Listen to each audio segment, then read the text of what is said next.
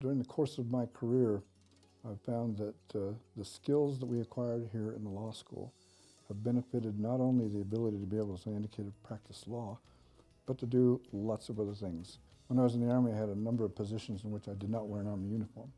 I wore a civilian uniform and was called Mr. Garth Chandler rather than Colonel Garth Chandler or Major Garth Chandler, and worked for the Secretary of Defense, for example, representing him to Congress on major issues.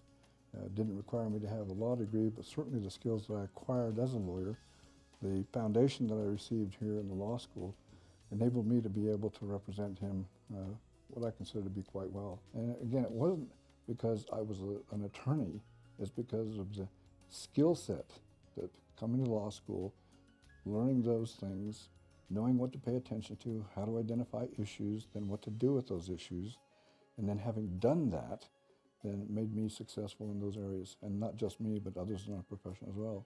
I think you'll see that, you already know, there are a number of stellar standouts from the charter class. It's really nice to have been a part of that, and I cherish those memories and feel honored to be able to have been a part of it, and honored as a result to be able to serve in the capacity I have on behalf of our country, on behalf of the school, and behalf of the gospel.